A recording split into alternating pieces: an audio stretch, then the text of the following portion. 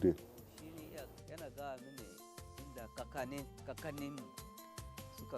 It was inside a forest. Numerous big trees surrounded it. Then a lot of wild animals were there, including monkeys and even hyenas. We lived up the hill when I was still a small boy. Gradually, the forest which covered the rock was destroyed. Even the palm trees we are seeing around were so much more than what obtains today.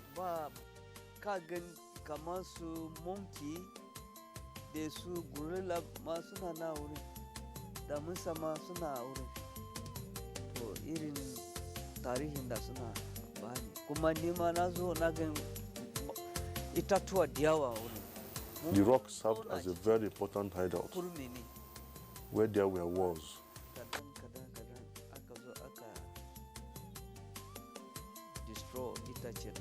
Around the rock at Rufu, there lie abundant solid mineral deposits which, when harnessed, would benefit the federal government's drive for the development of the solid mineral sector.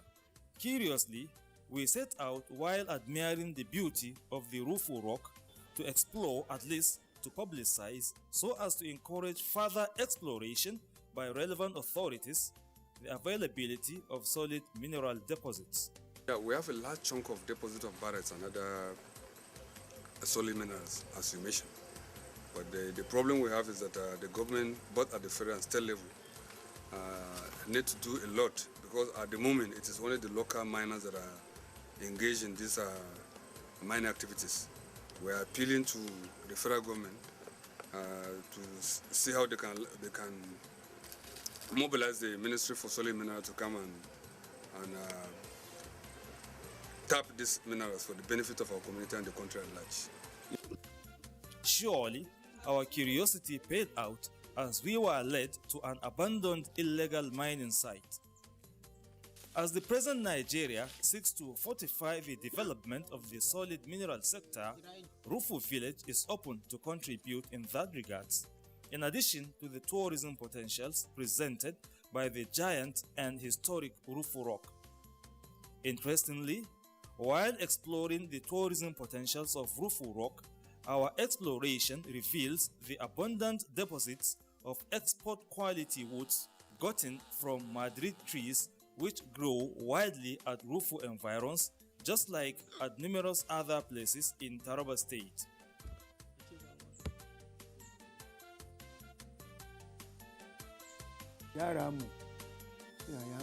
This Madrid, there are companies that are coming to fell these trees and carrying them out for business.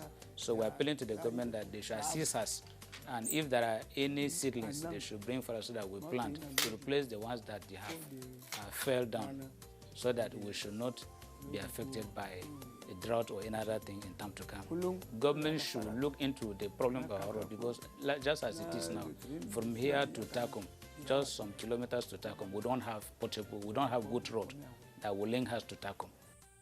Multiple income generating environment you can call the Rufu village and its environs. This tourism potential rock at Rufu is attractive, and the surrounding holds a great future for the nation. While we explore the magnificence, beauty and historic significance of the Rufu rock, we might as well be making yet another discovery in terms of oil discovery.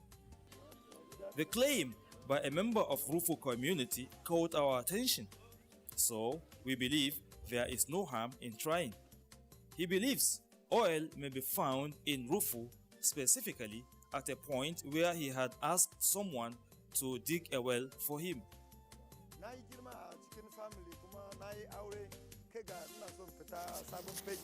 Having grown up in the family house and got ready to have my own house, I got a plot of land and began to build my own house. As part of that, I contracted someone to dig a well for me. While he was doing that, a very strong and choking odor of oil forced him to stop. Going inside the well is oily, and the smell is that of crude oil. I strongly believe there is crude oil here.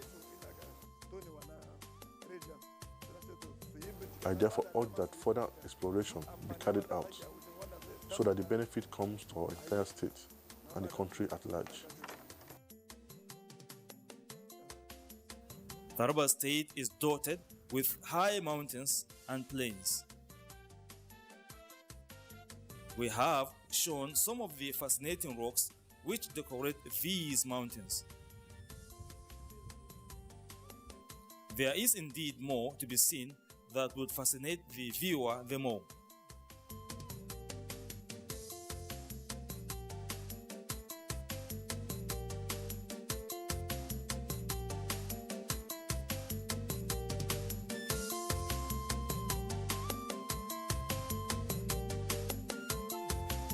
The tourist, no doubt, would have true value for time and money. This takes us to Zing, local government area of the state. The move is to get to the sprawling rock formation at Bitako area of the local government. Before then, however, let us have a look at the Zandi mountain. It has enormous significance to Zing. This lion-faced mountain is one of the foremost tourist attractions in the area.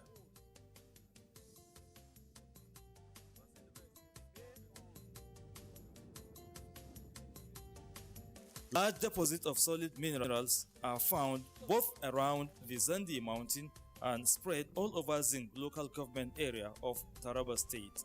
Solid minerals found in this area include diamond, silver, and gold, among others.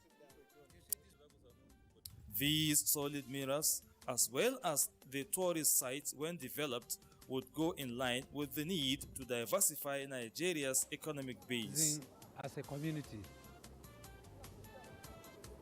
has so many tourist catchment areas which supposed to have enhanced since. But because of the fact that resources have not been made available, effort has not been made earlier on, these available resources are still yet to be enhanced. We are calling on the present government and various individual investors we have, both within the nation and then the international community, to come and see to their own or by their own eyes of the famous resource we have in the land, in the community, so that it will give them an ample opportunity to create areas of revenue generation to the land and to themselves. Because we have so many opportunities, so many resources to be enhanced in our land, which are yet to be tapped. And we call on the interested bodies, both within the nation and then the international wise, to come and harness these resources.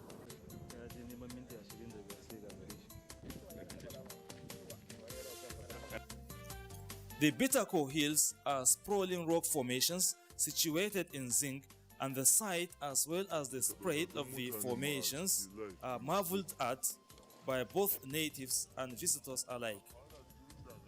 The area where you have numerous postures of rock formations is massive and truly inviting to all types of visitors and tourists.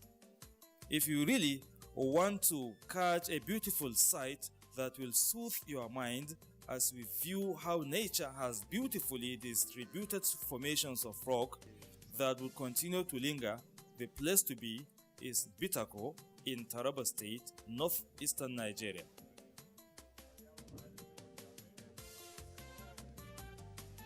Between the numerous rock formations, beautifully spread are lands that are suitable for farming, and the locals take advantage of that. Although our visit to Bitako was towards the end of dry season with no rains yet, planting had begun.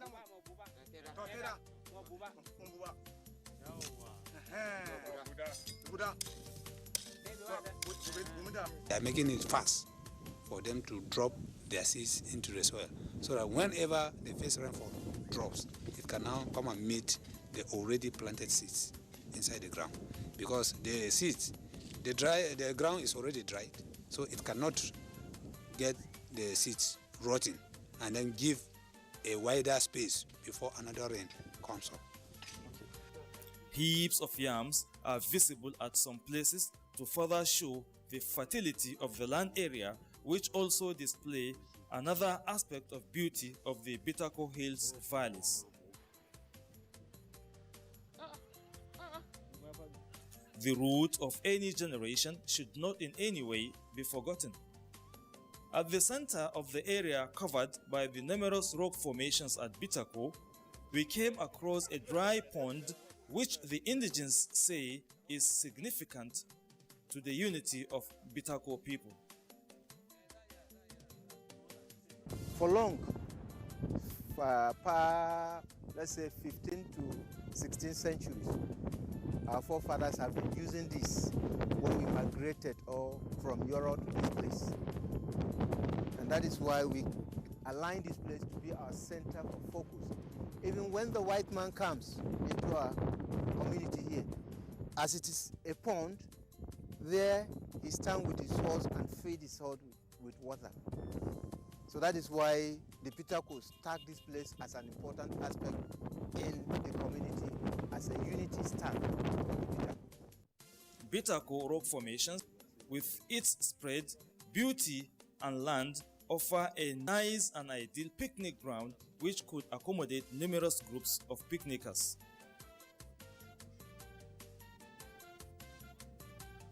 Bitako scenery is very, very nice. It's very, very good looking. There are mountains and the leyland is very attracting actually. So, as I earlier said, we have other places that we want the government to come and survey to see how attracting they are.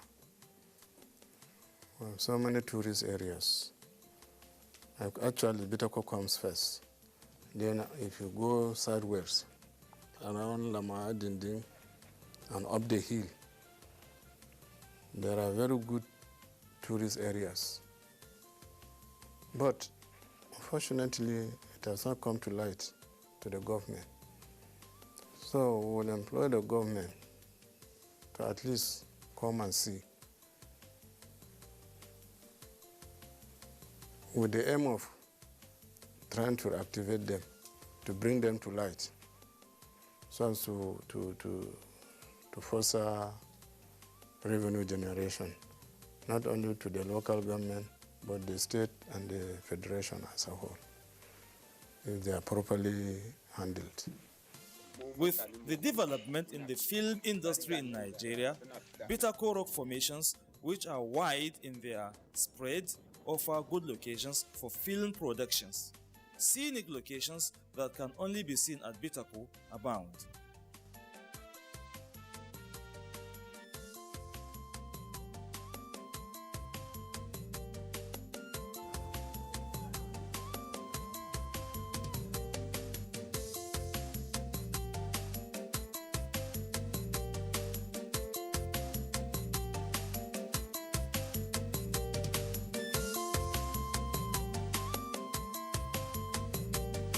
Try a trip to Bitako and have your holiday spent as you engage in sightseeing for at least a day. Surely it will be memorable. Nigeria's tourism sector would be given a boost once places like Bitako rock formations are given the desired attention.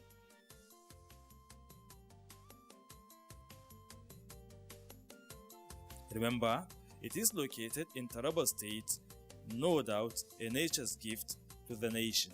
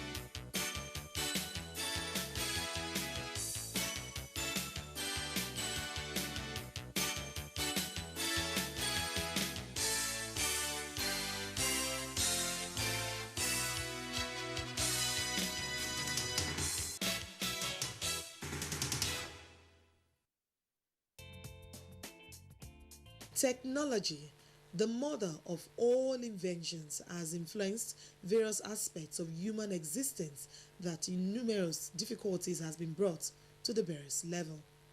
Travel as a form of communication has been made simple through the invention of the motor car, which can travel 7 miles in a very short time. Due to various irregularities on the roads like potholes, careless driving, overspeeding, and a host of others, the chances of motor cars getting involved in accidents cannot be overlooked. As such, devices like the seatbelts and airbags have been made. Basically, airbags are meant to serve as security for lives and property in our vehicles. The motor car airbags are safety devices or features designed to protect passengers and drivers in a head-on collision. The question begging for an answer, therefore, is how many car buyers take time to check the cars for airbags when they are purchasing one? And like we car dealers now, if you are going to buy a car, we are buying the one that has a airbag because people are going through what is raining. About an airbag in a car, it's supposed to be a supplementary restraint system. It's supposed to be something that helps to assist during the time of an accident, but it only works well once you have a seatbelt across your chest, or else otherwise it can be a dangerous thing in a car. Airbags act as a cushion for passengers, thus preventing them from hitting the steering column and dashboard, which may lead to head, shoulder, or even chest injuries. The importance of safety devices in a motor car cannot be overemphasized when purchasing a car. Therefore, it is advised to thoroughly check for those devices before purchasing a car.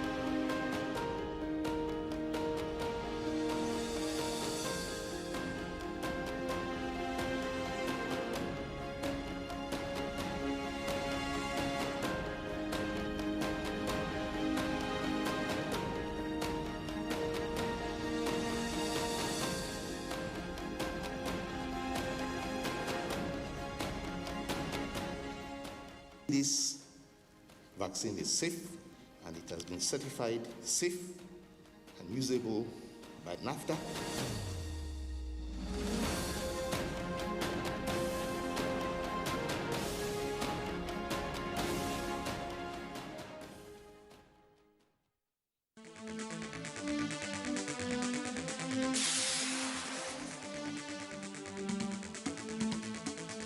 NTA Tuesday Live, analytical, in-depth, educative and interactive on national issues accommodating all sides of opinions.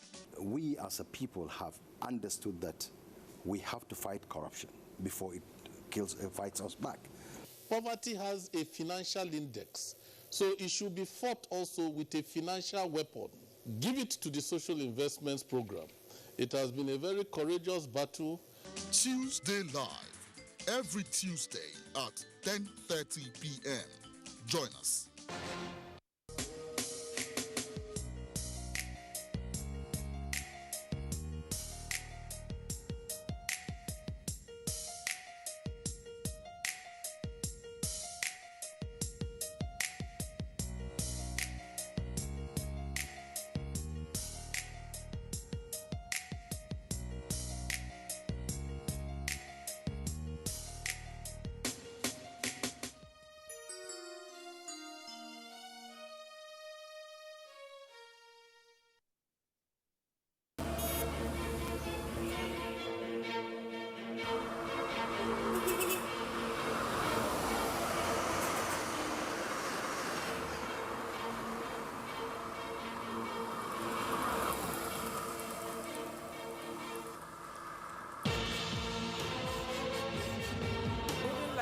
survive in the rain? It depends on the velocity of the rain.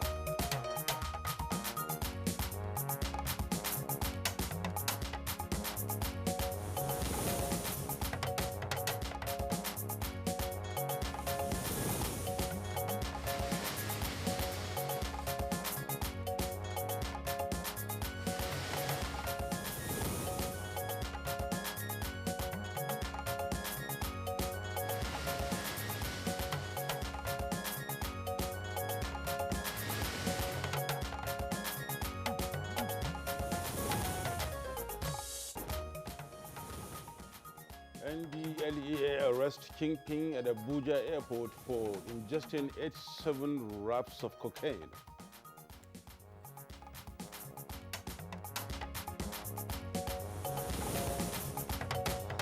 Towards seamless program, NYC warns against flouting COVID-19 protocols.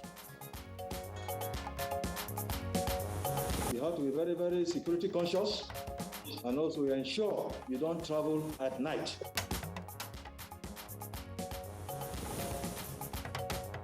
Federal government restates commitment to addressing critical ecological challenges across the nation.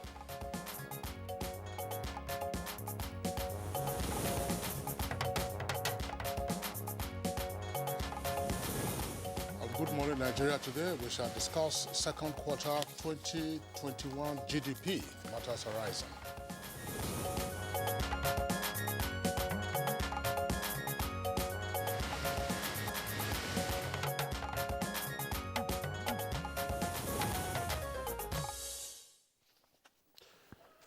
The second quarter 2021 report by the National Bureau of Statistics, released last Thursday, says following a third consecutive quarter of positive growth of Nigeria's economy, the country has recorded 5.1% GDP growth, and this is generating applause across the landscape.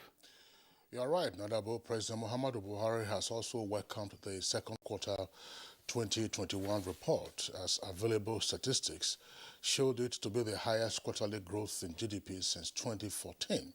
So that could explain the mood over the current report.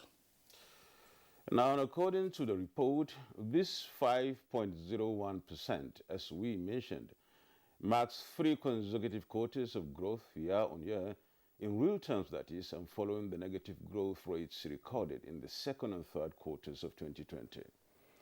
We all were witnesses to the myriad of concerns for the economic lull for the year 2020, Kingsley.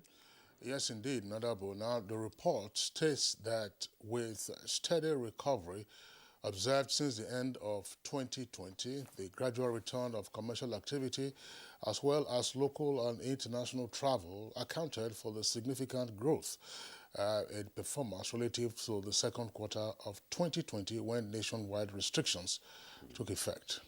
Yeah, while many are on the GDP growth praise, some others are trying to piece together some fallen puzzles of the year-on-year or quarter-on-quarter, especially what is termed basis effect and actuality for the real growth being appraised. While some commentators are also not too keen in applauding what they say is growth on paper, as they judge the differentials to slow activity and inability to record significant improvement in critical sector performances. So, in making sense of base effect and computing data to arriving at what spells the actual growth of the real GDP, and what further indices should we all look out for? That is, Kingsley, what is it? That's right. Now, so while we're at that, Nadabo, let's add that if quarter 2 2021 report, as indicated by the Bureau of Statistics, is the real deal as GDP upward performance, how does this ultimately cascade to the common man? What impact is it going to have on inflation and unemployment? And what signals are there for local and foreign investors regarding the strength of the nation's economy? Well, the more questions, Kingsley, the more angles that is we get to discuss with guests who will be joining us to speak to the topic, second quarter GDP, Matters Horizon. Welcome to Good Morning Nigeria. We are reaching you live on the network service of the Nigerian Television Authority, the NTA. I am Yusuf Nadabo Usman. And I'm Kingsley Osadolo. I join my colleague Nadabo in also welcoming you to the program. Now, in addition to the main conversation, we shall bring you our companion segments. As usual, those include newspaper review and business. For now, here is Nolene Ebelame with the highlights of the morning news. Good morning, Nolene. Good morning, Kingsley and Nadabo. Good morning, Nigeria. Here is the news. 29th of August every year was set aside to mark International Day Against Nuclear Tests with a view to constraining testing as a system for stopping any nation from developing nuclear weapon. About 2,000 tests have been carried out since nuclear weapon development began in 1945. The only world that is safe from the use of nuclear weapons is a world that is completely free of the nuclear weapons themselves.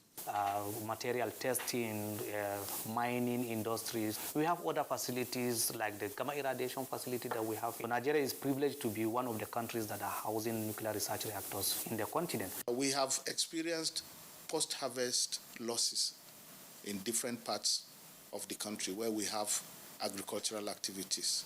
And we have nuclear techniques that we can deploy to arrest this situation, and that is the use of gamma irradiation facility, which irradiates our agro products.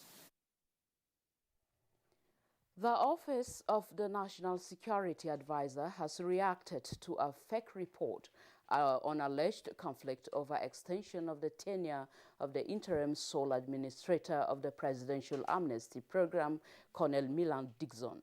A statement by the Head Strategic Communication Office of the National Security Advisor, Zachary Usman, enjoins stakeholders and beneficiaries of the Presidential Amnesty Program to support ongoing reforms of the program, noting that the report is false and fabricated to mislead the public. The statement stressed that the interim administrator of the Presidential Amnesty Program, Colonel Milan Dixon, enjoys the full support and confidence of the National Security Advisor and enjoins stakeholders in the Niger Delta to disregard the false report. The elders and stakeholders of Pankshin local government area of Plateau State arose from its regular meeting on Saturday, acknowledging Governor Simon Bakola Long and all the security agencies for the efforts made to ensure security on the plateau. In a statement made available to the media, the elders and stakeholders condemned what it called unjustifiable attacks on lives and property in the state, while acknowledging the impact of the State Interreligious Council and the 5-year roadmap to peace and security and several other initiatives. The meeting expressed concern over the content of the Plateau State House of Assembly press conference on Thursday, 27th of August 2021. It said the legislative arm should not be seen to be assuming the position of the executive by giving directives to local government chairmen to recruit vigilantes and giving the governor ultimatum to take action, as certain motions of the House are constitutionally advisory. The Pankshin local government area elders and stakeholders prayed for return of peace on the plateau and urged everyone to support the efforts of the governor. Meanwhile, operatives of the National Drug Law Enforcement Agency have apprehended a narcotic trafficker at the Nnamdi Azikiwe International Airport, Abuja, for ingesting 87 wraps of cocaine. The 41-year-old suspect, who was arrested on the 25th of August 2021, was subjected to secondary check upon his arrival on board an Ethiopian airline 911 from Kigali via Addis Ababa, during which he tested positive to ingestion of illicit substance weighing 1.884 kilograms. In the same vein, a Lagos-based drug dealer was arrested following the interception of 4.15 kilograms of methamphetamine consignment going to London at the narco export shed of the Murtala Mohammed International Airport, Ikeja, on 13th of August. The drug was concealed in tins of tomato branded and packaged for delivery. Meanwhile, raids of drug joints carried out across the states of Anambra and Cross River and the FCT last week have led to the seizure of 400.37 kilograms of illicit substances, to include cocaine, cannabis, skunk, and tramadol syrup, among others. As the 2021 Batch B Stream 2 orientation course is scheduled to commence on Wednesday, the National Youth Service Corps says it remains committed to the sustenance of strict enforcement of COVID-19 preventive and safety protocols to guarantee seamless and smooth orientation course. Director General Brigadier General Shuaibu Ibrahim, who stated this during our webinar on COVID-19 measures for safe orientation camp in collaboration with the Nigeria Center for Disease Control and the World Health Organization, warned against complacency by the prospective corps members and other members of the camp community.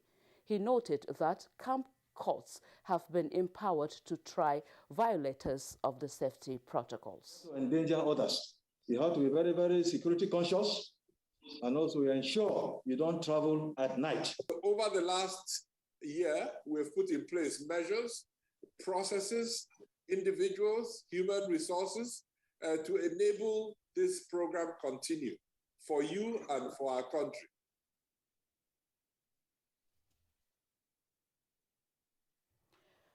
The federal government has again restated commitment to addressing critical ecological challenges across the country to forestall environmental degradation, loss of lives and property. The assurance was given in Ilorin, the Kwara State capital, during the site handing over sensitization and awareness on erosion and flood control project at Asa River in Kwara State. The president wants to address all the problems of the people, including ecological challenges. So irrespective of where you live, he has extended this gesture to almost every part of Nigeria. We are here to work and to ensure that a good job is done for the benefit of the people of Kwara State. The state government has spent so much money on this. So any contractor coming now, as they are starting the work, the engineering work will be easier for them to do. The contractor should be rest assured that the community will give him the maximum cooperation and the maximum support that is required. The Nigeria Center for Disease Control, NCDC, has confirmed 362 additional new COVID-19 infections in 14 states and the FCT. The latest figures released by NCDC shows that Lagos is still maintaining the top spot with 200 new cases, followed by Oyo with 33, Kwara 30, Akwa Ibom 24, Ogun 17, Delta and Ekiti had 15 new cases each, while Plateau and Rivers states had 7 cases each. FCT recorded 5 new cases, as Anambra and Edo both had 3 new cases, leaving Bayelsa, Kaduna and Kano states with 1 case each. With this, Nigeria now has a total of 191,345 confirmed cases, out of which 178,283 were treated and discharged, while 2,454 died of the virus.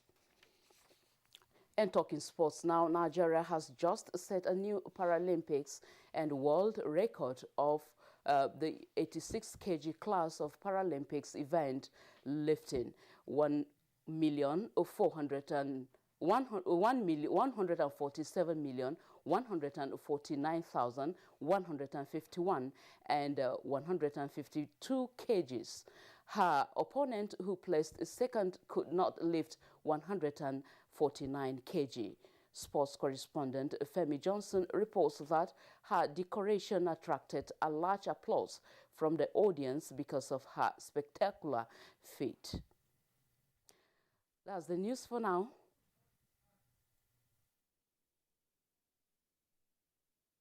Feel about this feat and what has this done for you and Nigeria? I feel good because God has really surprised me today. I put my trust in God and He fulfilled His promise in my life, which I still owe God a lot. I still owe Him a lot. I thank you all Nigerians that are out there, that are my fans. I promise that I will continue to make this nation proud. That's the morning news. For now, the program continues with Kinsley and Nadabo after this break. I am Nolene Ebelame. Good morning.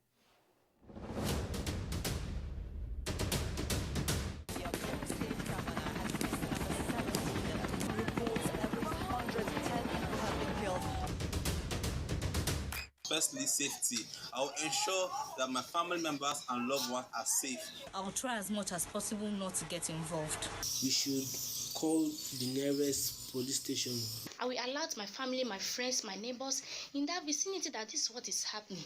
Who wins the star prize of 1 million naira in the ongoing Peace Nigeria Challenge, powered by Ask Nigeria in partnership with National Council for Arts and Culture, NTAC, Nigerian Television Authority, NTA, and Star Times. Unity Challenge Nigeria, stronger together.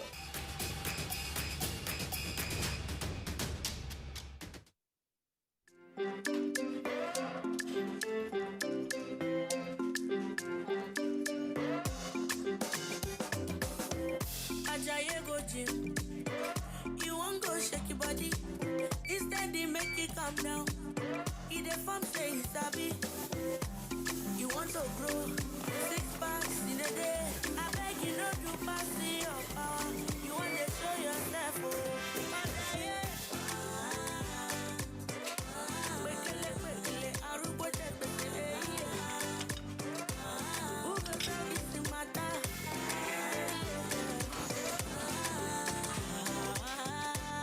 Whatever your size, find it with the new Airtel data plans.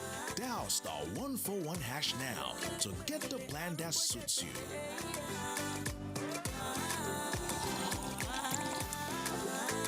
Airtel, the smartphone network. The federal government has commenced second phase of COVID-19 vaccination. If you are 18 years and above and unvaccinated, register at www.nphcda.vaccination.gov.ng. Visit the nearest vaccination site to receive COVID-19 vaccine. If you received first dose of AstraZeneca vaccine before 8th July 2021, second dose commences 23rd August and closes 5th September 2021. All vaccines are free and certified safe by WHO and NAFDAC. At the vaccination site, you can check blood pressure and know your diabetes risk status. Children aged 0 to 23 months will receive childhood vaccines and screen for malnutrition. After vaccination, continue to adhere to COVID-19 prevention protocols. For more information, visit www.nphcda.gov.ng or call 0700-220-1122. This message is from the National Primary Healthcare Development Agency.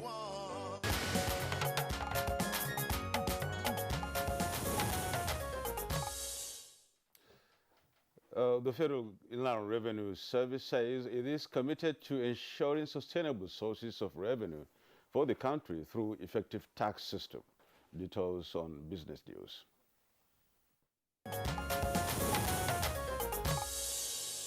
Tax remains a major source of government revenue, and the Federal Inland Revenue Service says it is poised to ensure total compliance with tax laws and administration system for an effective and efficient economy. Speaking on the FRS efforts towards growing non-oil taxes in relation to the overall tax collection, the executive chairman of the Federal Inland Revenue Service, Mohammed Nami, says FRS is strategizing on simplifying the process of the tax system for ease of doing business and growth of the economy. With adequate funding for our government, we can guarantee improved social amenities, infrastructure that will boost economic activities and raise the quality of life and living standard for our people. Still on the economy, Naira depreciated against major currencies over the weekend, both at the Bureau de Change market, and investors and exporters attributed to the scarcity of foreign exchange. At the investors and exporters foreign exchange window, the domestic currency depreciated by 0.08% on a week-on-week basis to 412 Naira at the close of trading on Friday. At the Bureau de Change, it closed at 520 Naira, contracting by 0.58% against the US dollar. Against the British pound, it also fell by 0.71% to close at 713 Naira, and against the euro, it depreciated by 0.16% to close at 606 Naira. In the coming week, oil prices are expected to rise as energy firms began shortening production in the U.S., Gulf of Mexico ahead of a major hurricane expected to hit early next week. Gold prices are expected to be mixed in the coming week, pressured by the Federal Reserve's tapering policy and COVID-19 concerns in the market. And sugar prices are expected to continue its rally next week as the prospect of lower production in Center-South Brazil is likely to shift the global market into deficit. With Business News, Comfort Amodu.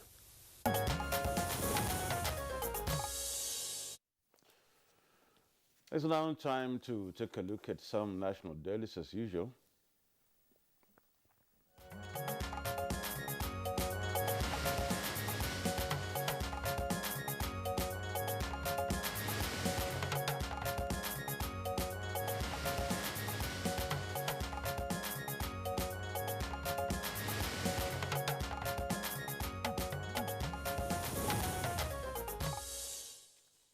Newspaper reviewer Bayo Atebe is right here with us in the studios. Bayo, good morning and welcome. I hope you had a pleasant weekend. Yes, very restful and good morning. Thank you. You're welcome. Yusuf, good morning. Good morning, Nigeria. Yeah. Okay. Let's just take the few headlines from the front page of the Punch newspaper. There are two earpieces there beside the name flag. ASU threatens fresh strike, gives federal government Tuesday ultimatum. Plateau killings, Assembly resolutions advisory, says Commissioner. MBF, that's Middle Belt Forum, backs lawmakers. That's on page 41. And lead story comes with a kicker, 21-day notice. Strike dangerous now. Federal government begs doctors. And NMA and ministry disagree. NMA faults federal government as minister rejects ultimatum. Citizens' lives under threat. Ehanire laments. Okay, let's take a look at the Daily Trust this Monday morning. It begins with the stories we have right under the masthead. And on page 18, we have, again, Emirates extends suspension of Nigerian flights on page 18. And on page 4, Buhari directs recall of 11 wrongfully retired DPR directors. Buhari directs recall of 11 wrongfully retired DPR directors. And FAN, contractors cry out over 140 billion naira debt on page 19. And the lead story here is talking about 2023. And it says PDP to cede presidency to North, zones chairmanship to South. PDP to cede presidency to the North and zones chairmanship to the South. And the writers are Oyinlola, Ijegede, George, McCarthy, others in race for party chair. The second writer is presidential contenders push for own party candidates. And the third writer is will zone presidency at right time, says spokesman. Details of all this can be gotten on page 5. Going down the bottom of the page, APC states to allocate 15% annual budget to health sector. That's on page 3. And finally, we have two other stories at the foot of the page there. And one is on page 3, which says, "Insecurity, defend yourself, can youth tell Nigerians?" Insecurity, defend yourself, can youth tell Nigerians? And finally, on page 39 of the Daily Trust, we have Tokyo Paralympics, which is Omolayo wins Nigeria's second gold medal. Omolayo wins Nigeria's second gold medal. Bayo? Thank you, Yusuf. Let's start with the issue about the ultimatum given by the Academic Staff Union. They have given federal government up till month end, and that is Tuesday, and likely to be tomorrow, that they will activate the procedure for strike. The Academic Staff Union President, Professor Emmanuel Oshodeke, says that the federal authorities have failed to implement agreement that was reached before they called off their strike December 24th, 2020. The president is saying that they actually signed a final agreement in May, and between May and August, there has not been any implementation. The Council for Regulation of Engineering in Nigeria, COREN, says they have identified 3 actual causes of building collapse around the country. The president of COREN, Ali Rabiu, says that they are improper design, poor quality material, and thirdly, inadequate site practices. Rising from 2021 engineering conference and AGM at Abuja, the COREN says that it will now discipline culpable practitioners. He also says that the call for a legislation to deal with cases of negligence by developers and especially QUAC who fail to use professionals in executing their projects. The council has also developed another initiative. They are to publish a Nigerian concrete mix design manual as a guide for those producing good concrete for use at building sites. There's an alarm raised about implementation of 7.5% tax on imported liquefied petroleum gas, otherwise known as cooking gas, which has led to 100% increase in cost. The Punch reports that government implemented the VAT 3 weeks ago, and liquefied petroleum gas, 12.5 kg, is now going for about 6,800 at Abuja and 7,200 in Lagos, as reported by the Punch. Many homes now, small businesses now have reverted to firewood and charcoal. The chairman for Retailers Association, Michael Umudu, identified 3 major factors that has caused the hike in price. He says 70% of the gas consumed in Nigeria, you won't believe it, is imported. This is subject to high exchange rate because they import it in dollar value. He says the LPG price has gone up following the rise of petroleum products internationally, and therefore gas too has concomitantly gone up. He said government imposed 7.5% VAT on imported LPG 3 weeks ago. Mr. Omudu says that unless Nigeria liquefied natural gas increases its domestic supply, which currently stands only at 35%, the price will continue to rise. He said that not only that, 35% is inadequate, but it is also sold at international rate, that is at dollar rate, even in Nigeria. See, unless something is done drastically, the price of gases will continue to go up. Dr. Victor Waifa. All right, Bayo, go ahead. Doctor, I was just wondering the issue of gas prices. What for many years the price appeared to have been stable around 3,000. Occasionally it went to 3,003, then 3,005. And here we are, the price is escalating. I mean, the worrisome aspect is the fact that we have to import LPG. Yes.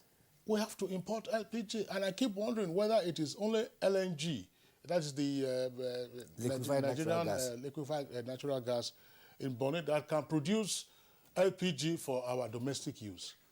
Because if LNG is supplying, just say, about 35% or 40% of our needs, and the rest we have to import, we have to ask ourselves what is happening to other domestic gas producers. That's on the one hand. On the second hand, years ago, this is well about 10 years or more ago, when we had a similar crisis, If you consider the exchange rate then and now, you will know that it was a real crisis at the time, because I recall in Lagos, a 12.5 kg cylinder was going for as high as 10,000 naira.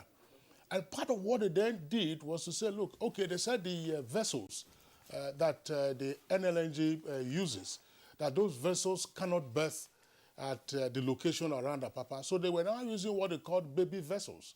So the tankers that normally would take the LNG for export would go to the high seas, then smaller vessels will go there, off-take from them, and then bring them to discharge at Apapa, and the prices went down drastically. And here we are, you're having all kinds of rationalizations as to, we have to import cooking gas.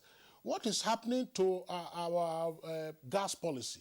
What is happening to our environmental campaign? Because I hear people are denuding the forest now in search of firewood and coal. So because gas is expensive for them, and so on and so forth. And if you are implementing the 7.5% VAT on imported gas, what is the rationale for that? We cannot say we are looking for revenue, and at the end of the day, the people for whose benefit we are looking for the revenue are suffering. They are suffering. You don't buy it, because if you say 7.5%, part of what you read just now was to say that 7.5% was made retroactive. That for those of them, who had imported gas some preceding 6 or 10 months, would not have to pay VAT on it. And the cost is running, the tax is running into several millions of naira, hundreds of millions of naira.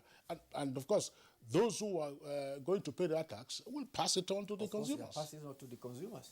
And sadly, too, the ordinary man who had the tendency to revert to using kerosene has found kerosene unassailable now, because kerosene is even more expensive. The encouragement has always been that there should be alternative energy source. That's talking about getting out of the woods now to the gas, the usage of gas and the kerosene.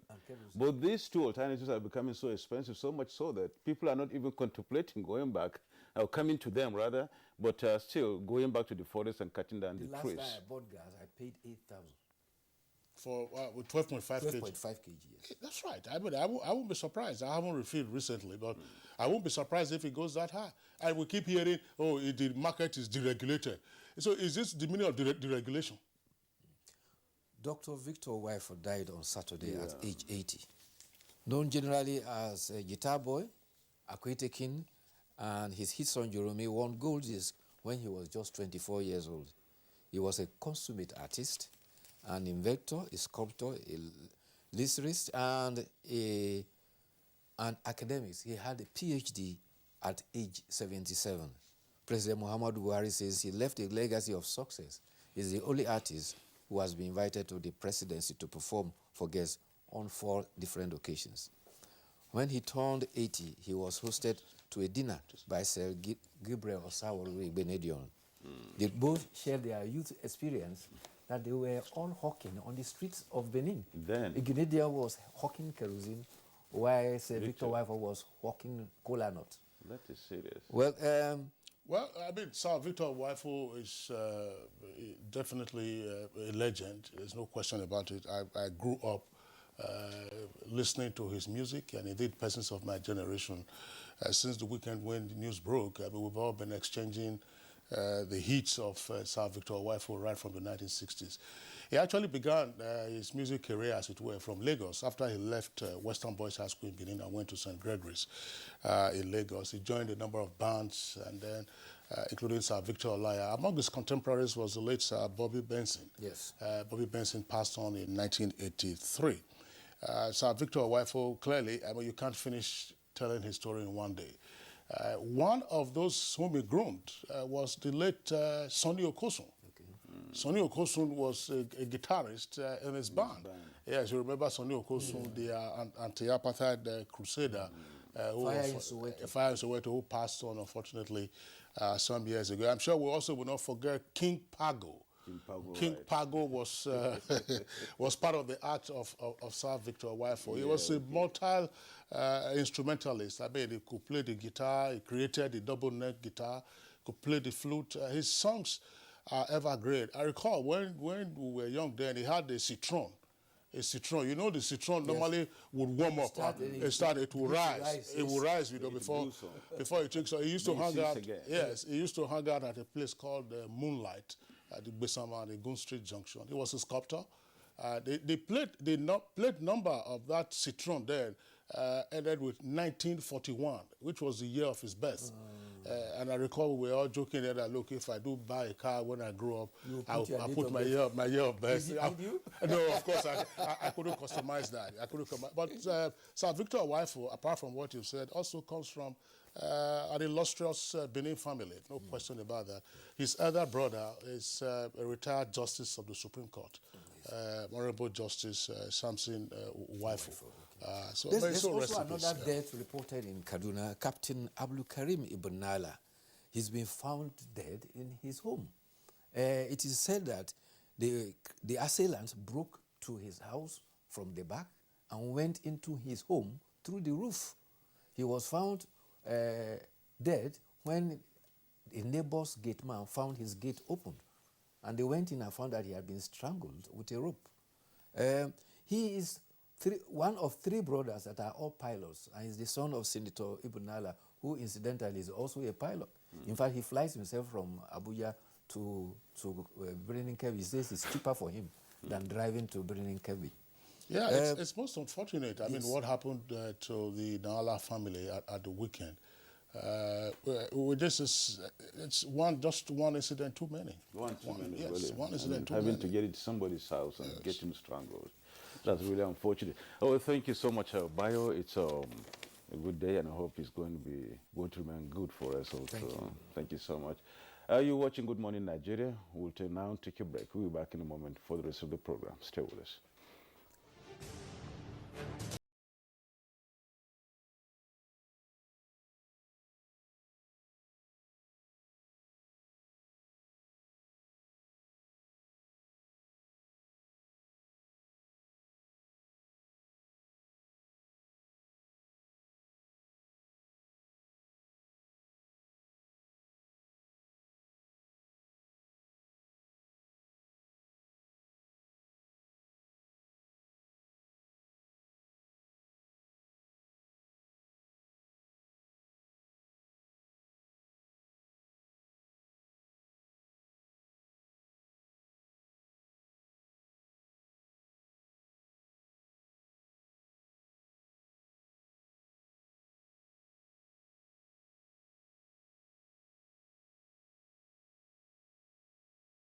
NTA. He's falling sick so frequently, either fever or stomachache. I keep him away from junk food. She also feeds me apples. She says an apple a day keeps... If you want to keep germs away, then also wash your hands regularly with Dettol soap. Meaning? Germs and disease spread through the hand also. For this, use Dettol soap. Dettol protects from up to 100 illness-causing germs. Dettol soap is endorsed by the Nigerian Medical Association. Be Dettol sure. Babe? Hey! Hi!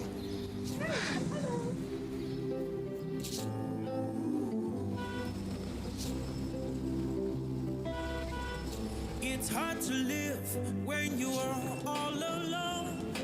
Hi. So my card isn't working. Hello? All I hear with the... Good morning. I'm really sorry I'm late. Where are you guys going? Hello? Can anybody hear me? Can you see me? I don't want to... Get an Airtel Home Broadband and enjoy life as it should be. Thank you so much. Bye. Hello. I don't want to be alone. Airtel, the smartphone network. Dear compatriots, our country can be as great as we want. Let us all commit ourselves to its greatness. We must be willing to set aside our differences, unite and stay as one. In our expansive landmass, human and material resources, and plurality lies our strength. Let our challenges lead us to rediscover our common ground. And together, let's find solutions. This will take some time, so it requires patience, tolerance, and forgiveness from every one of us. Let all hands come on deck to protect and transform our country. Let us unite and see each other not as adversaries, but as brothers and sisters. Together, we can build a better Nigeria for ourselves and for the next generations. This message is brought to you by the National Orientation Agency, NOA, with support from Nigerian Television Authority, NTA.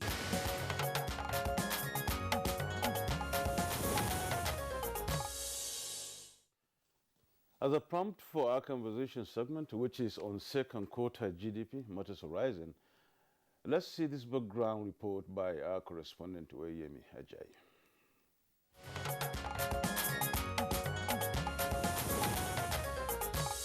Since the outbreak of the ravaging COVID-19, countries have been struggling on the sustenance, revival, and growth of their economies.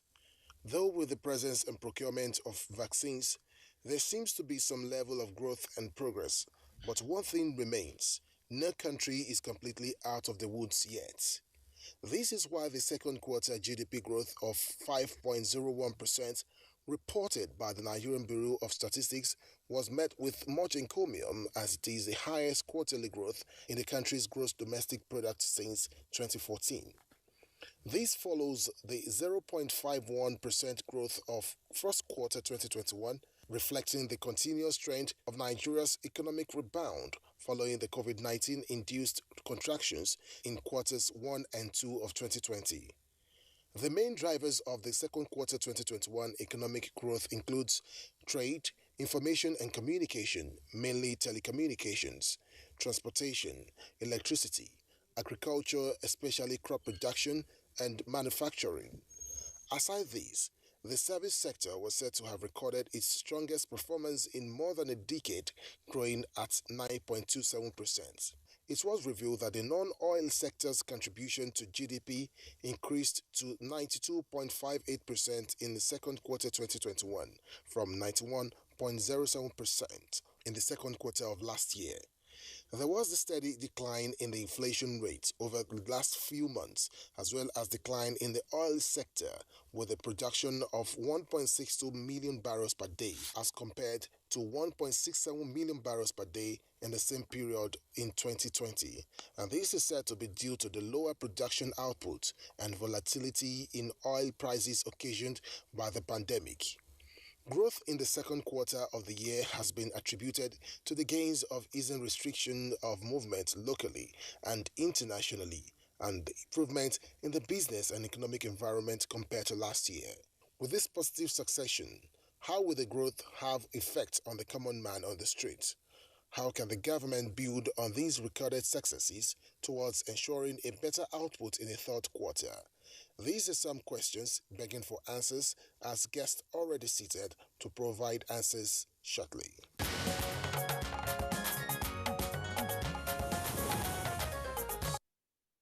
Thank you very much, Oyemi Ajayi, for that backgrounder. Now, all our guests with us this morning are our regulars whenever we're discussing economic and financial matters. From our Benin Network Center, I would like to welcome Professor of Economics and member of the Central Bank of Nigeria Monetary Policy Committee, Professor Mike Obadan. Prof. Obadan, delighted to have you this morning.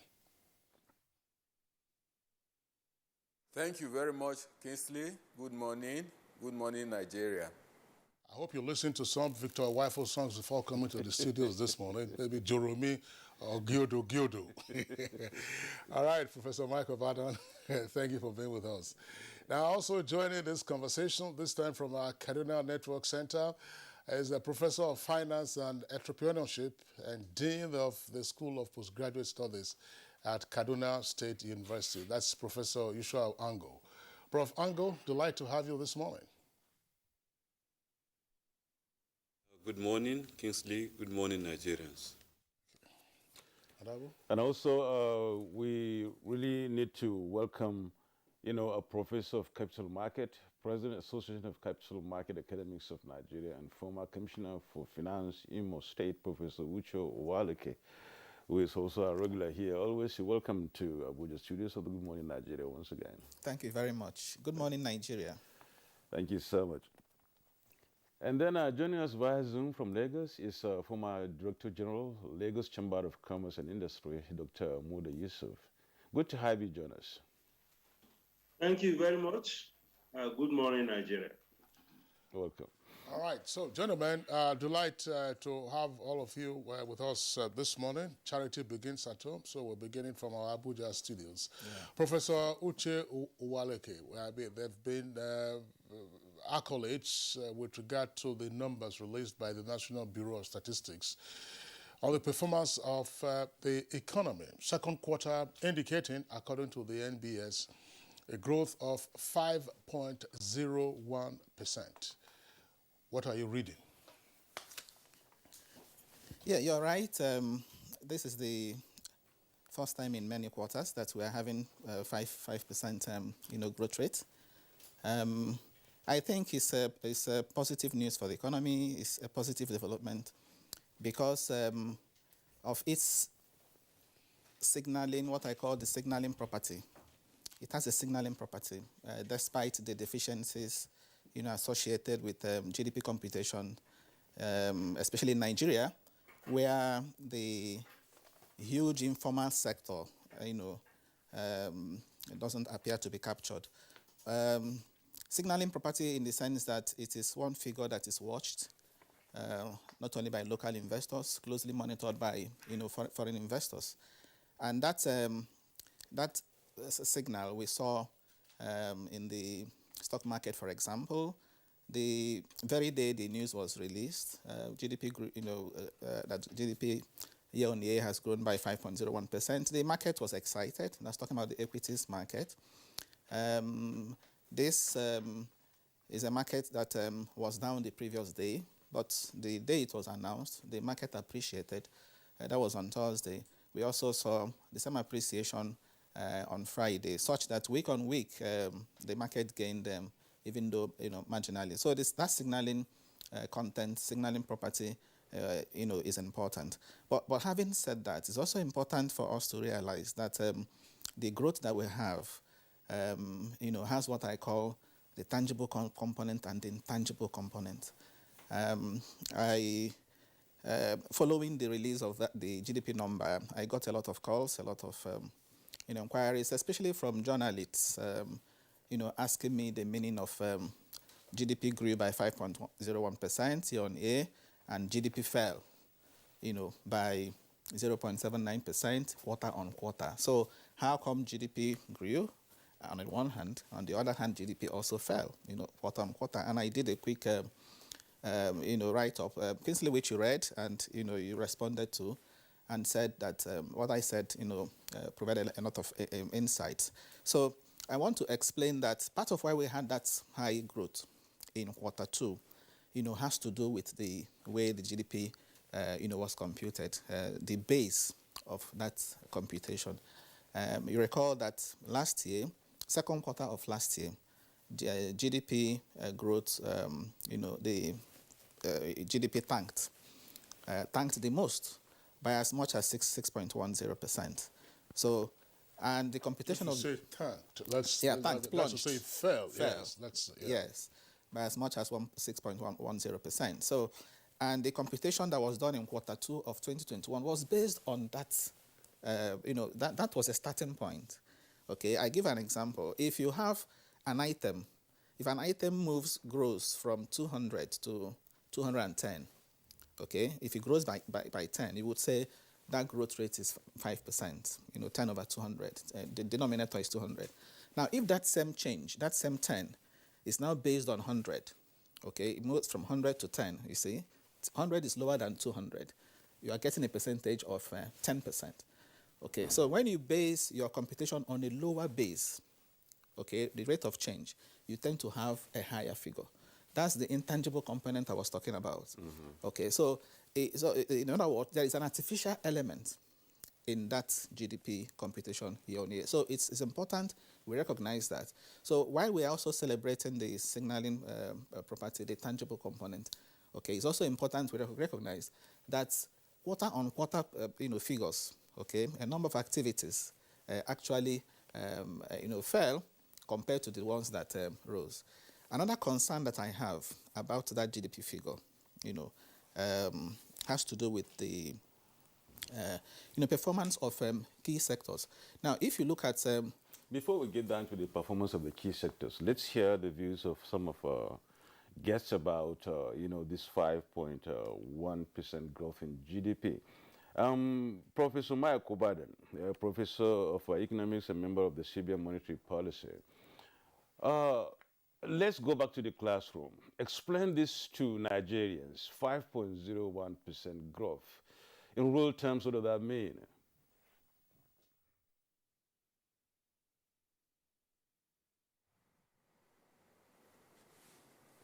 No, I didn't quite get you, please.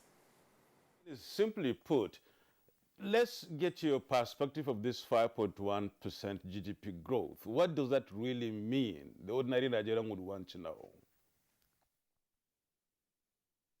Okay, thank you very much. I think Professor Uwaleke has commendably begun the explanation. Let me say straight away that the 5.01% second quarter growth rate is encouraging in relation to the growth rate of the second quarter in 2020. And like he rightly said, the growth rate of the second quarter in 2020 was negative, minus 6.1%. And the second quarter 2021 growth rate that has been achieved was computed in relation to that one. And so it's encouraging, good news. But if you look at, other aspects, and you will know that it's not yet uhuru in the area of growth. For example, if you compare this second quarter growth with the first quarter growth rate for this year, you will observe that there is a decline by about, 0.79%. What that one means really is that the quantum of real output, has not yet reached the level, that we can say, let us celebrate. What I'm saying is that from one quarter to the other, let's say first quarter to the second quarter, you will observe that the output actually declined. And if you look at the 2 quarters for this year, the total real output, achieved, in each quarter was less than what was achieved last December in terms of quantum. And what really impacts positively on the lives of the Nigerian people is the quantum of output. How much output has been produced per capita, per person, and, how much of it goes round everybody, distribution. So if you look at, the trend in terms of total output, it means that the policies are working, but they will need to be sustained, and government and other stakeholders will need to do more, in order to increase the quantity of real output, and which will be fairly distributed. And it is when that happens that the impact on ordinary Nigerians can easily be felt. And of course, if inflation is tamed, I think with those few remarks, I will say yes, the 5.01% second quarter growth rate is encouraging in relation to the situation when there was recession in 2020. But if you look at it, now that the economy has exited recession, then there is still a lot to be done to increase the quantum of real growth and then make it impact positively on the lives of Nigerians. Well, I think I heard the second moderator say, don't speak on the sectors. But what I would say generally now is that, yes, the 5.01% growth relates to last year. But if you look at the various activities, there is encouragement, strong encouragement, in the sense that in the second quarter, about 42 activity sectors achieved positive growth compared to only 23 in the first quarter. So economic activities are gradually reviving. People are coming back into employment, and that definitely impacts positively on the lives of Nigerians. Now, thank you so much, Professor Michael Biden. Let's hear from Professor Yushao Angu. Professor Biden said, compared to Q1 2020, it's not really a growth per se, but a decline as far as the figures are concerned.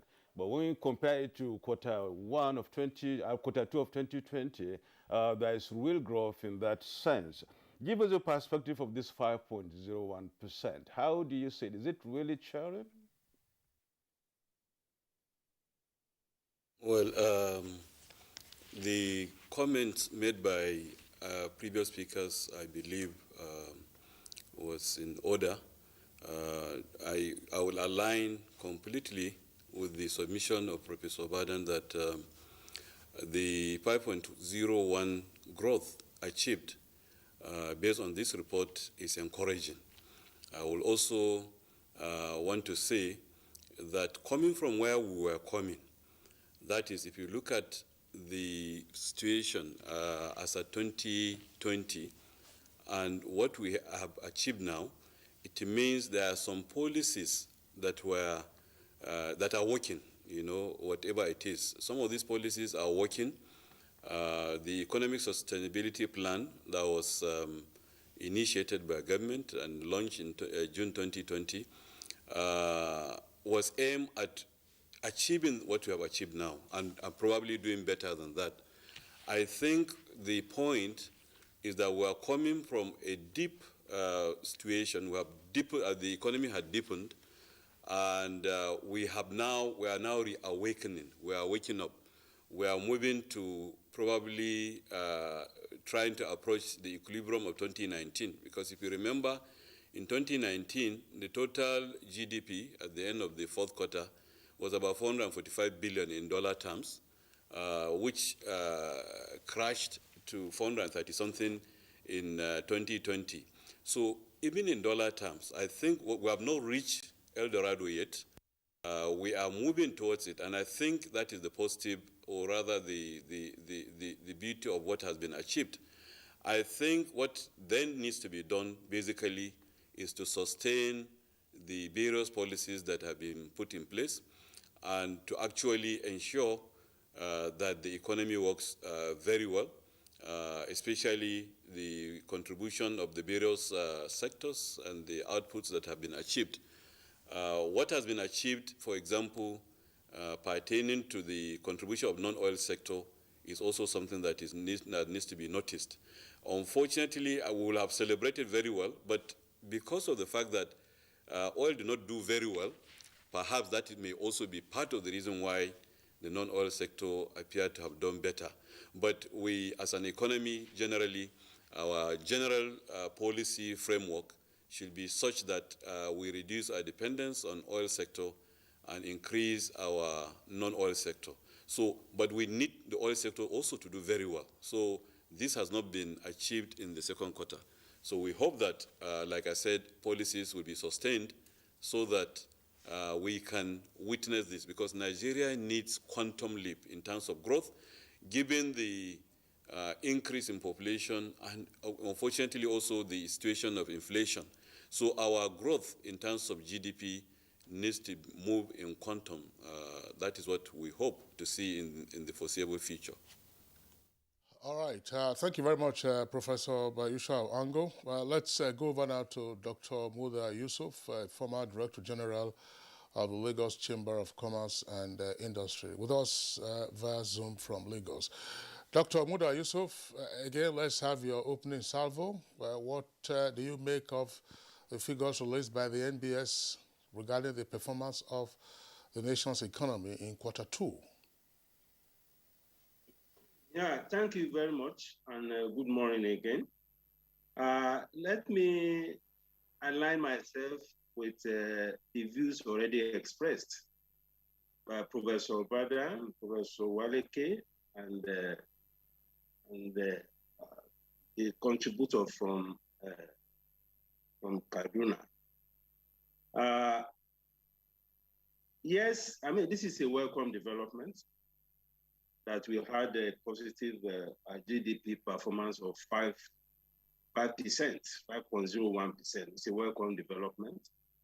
It's also indicative of the fact that we are beginning to see a gradual normalization of economic activities compared to what we had Q2 last year. The academic analysis and technical analysis has been well properly explained by the previous speakers.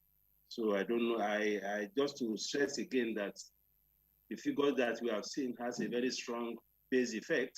I mean, comparing the fact that Q2 last year was perhaps a period where we had the worst contraction of minus 6.3%. So that is also playing out.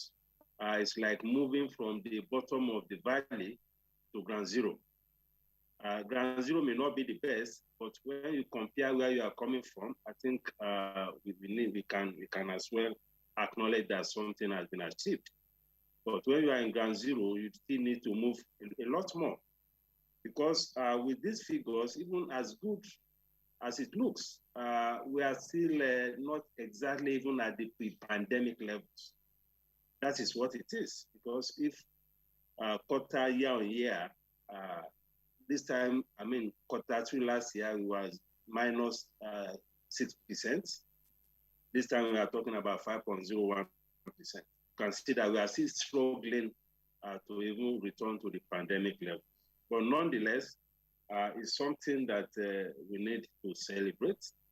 It has very strong signaling effects. It shows that the economy is on recovery path. That is what it is. But just as you said, if you go to the streets and you talk to the average man on the street, or you talk to an average business person as to what exactly this means, as far as many of them are concerned, this is just academic. Because the challenges in the environment, the challenges in the economy is telling a completely different story. For instance, I mean, in your newspaper review, you talked about the cost of cooking gas. For many prices have doubled, some prices have tripled. So as far as the man on the street is concerned, one of the biggest challenges that they are facing in the economy today is the pressure on prices. Prices of basic foods like gari, like rice, like yam, like we talked about cooking gas, so many things, even the cost of energy, the cost of diesel and all of that. So for the man on the street, what matters is how the standard of living can be uplifted. And one of the most devastating experiences that many citizens are having now is in the area of inflation. Food inflation and even the core inflation. This is something that is very serious. And if we want people to also to celebrate the fact that the economy is recovering, this is an area that we need to be looking at. Then for those in business, yes, we have a GDP growth of 5%, but the business environment is extremely, extremely tough. especially around issues of the cost of production, around issues of the weakening of the exchange rates, around issues of even access to foreign exchange. And for many of our citizens, security has a major implication for the economy. How do we tell a farmer who has been in the IDP camp for a year or so that the economy is recovering? Of course, that will not make any meaning to such a person, because in many of these areas, no economic activities is going on. This is also part of the economy. So on the face of it, it's very good, it's positive, but we need to underscore the point that there's a whole lot more that we need to do. And in the report that we have from the Q2, the worst performing sector was oil and gas. Oil and gas, oil refining, for instance, contracted by 47%. Crude oil and gas contracted by 13%. That is huge. And that is also a major part of our economy. Even though from the point of view of the contribution to GDP, it may not be so big, but in terms of oil contribution to revenue, to foreign exchange, and even to bringing a lesser pressure on our foreign from the importation of petroleum products.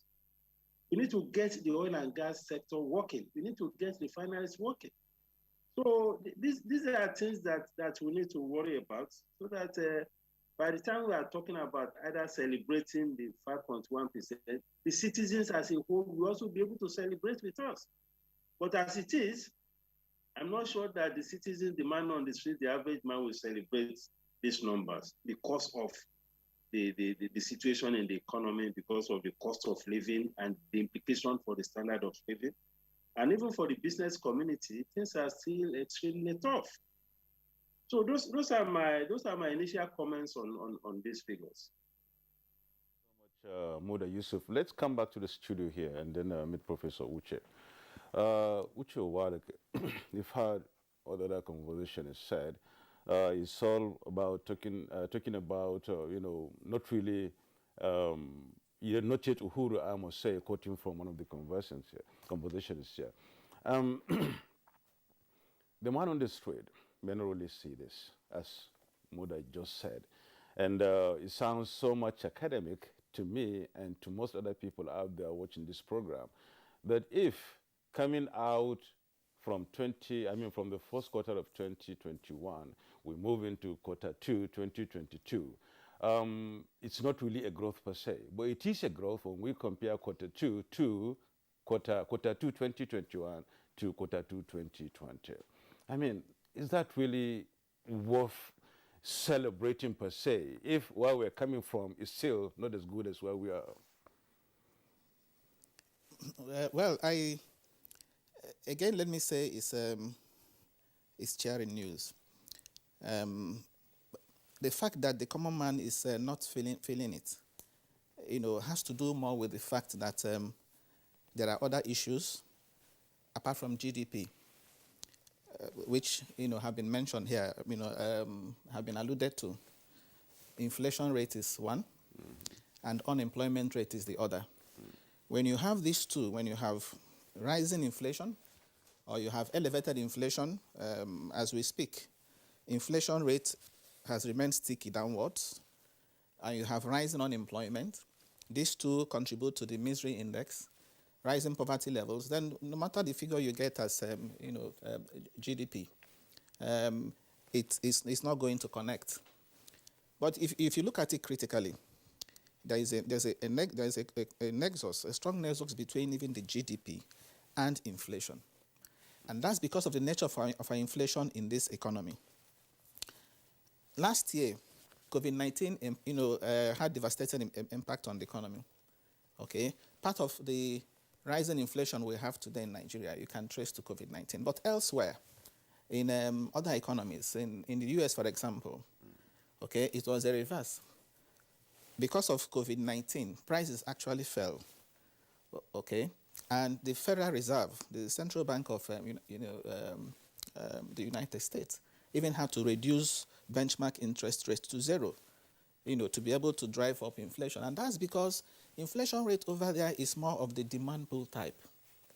So people didn't have money to buy the goods that were available. But in our own case, it's a different story. It's a different ballgame. It has to do with supply. It's more of supply. That's why people talk about, even the central bank recognizes that it's more of the cost push type. And because it is supply related, that is the more reason we have to pay attention to output growth. So in our own case, if we increase output, it's like a silver bullet. You are increasing, take food inflation, for example. If you tackle agriculture, if you increase food output, you are likely going to bring down, food inflation. Okay, so you can see the connection. Now, in the Q2 report, year on year, what has happened to agriculture, the agri sector? Year on year, agri sector fell on a year-on-year basis. As a matter of fact, as of Q2 of 2020, the agri sector year-on-year growth was 1.5%. Q2 of 2021, it was 1.3. Okay, and if you look at the growth rate of agri, even in Q1 it was 2.28. And in December, Q4 of 2020, it was even 3.4. So you can see the gradual fall on a year-on-year basis with respect to the agri sector. So is it any wonder, and this is a sector that employs over 60% of the population, so is it any wonder, therefore, that food inflation is rising? Is it any wonder, therefore, that unemployment rate is rising? So you can see where the thing is, and that's why I think these numbers that have been released by the MBS, should be used for planning. That is the essence of data. Okay, they have been out. They should be used for planning. We should analyze them critically and identify those employment, generating sectors, and do something about them.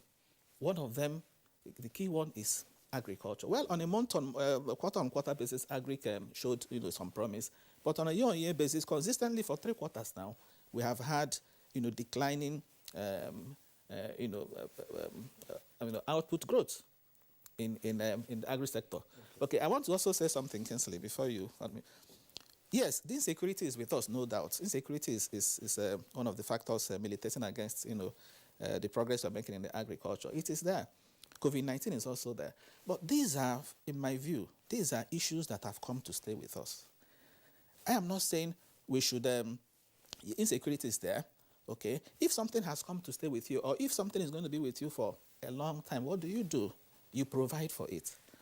In capital market studies, in finance, there's something we call systematic risk. Systematic risk is a risk that, is difficult to, remove. And because of that, in doing your modeling, in trying to get your, return on the security, you provide for it, okay? So we should recognize the fact that this insecurity will take time to tackle. It's not going to be, there's no quick fix to insecurity. And therefore, let it not distract us. Let COVID-19 not distract us. We should not ever go into shutting down or, locking down the place any longer, because these things have come to stay with us. So we should accommodate them and focus on how to, address challenges in those sectors, even when these things are there. That's the point I'm making. Thank you very much, Professor Waleke. I mean, in agriculture, for instance, a couple of weeks ago, there was a report about the Central Bank of Nigeria complaining about the returns on the Anchor Borrowers Fund. And that because, according to it, the level of insecurity in different parts of the country had impacted on the utilization by way of those who were supposed to be on the farms. But if you are saying that we have to live with it, what are you going to tell those farmers who are in Katsina, who are in Zamfara, who are in Kaduna, in parts of Niger, and of course, whom are you going to tell that to in Plateau at the moment?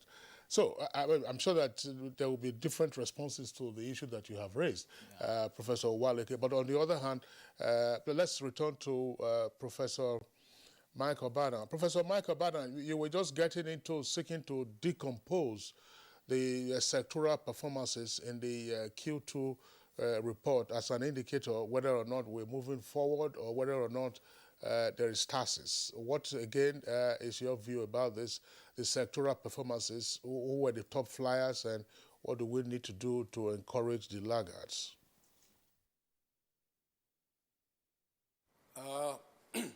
Thank you very much, Kingsley. Let me first of all look briefly into the broad sectors. If you look at the three broad sectors, agriculture, industry, and services, one thing you observe is that industry, as it were, has continued to be the weak link in the growth process. In Q2, while the other two sectors recorded positive growth rate, industry recorded negative growth rate of minus 1.23%. And so, even though manufacturing has improved significantly for some time now, recording 3.49 or so percent growth rate in Q2, a lot still needs to be done to encourage manufacturing output, which should actually, for now, as a developing country, be the major driver of growth, in the economy, be the major source of, employment and income generation.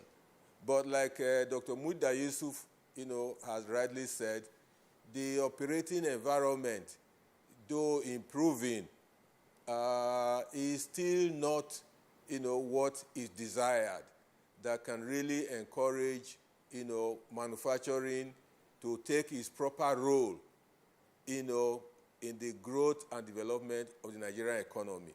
And so something will need to be done on the operating environment. How do we reduce cost? If exchange rate is a contributing factor, how do we stabilize it? And so on and so forth. And now, if you look at the agricultural sector, yes, so positive growth, is recorded overall through crop production of about 1.38%. But that, is still not the level of growth desired of agriculture.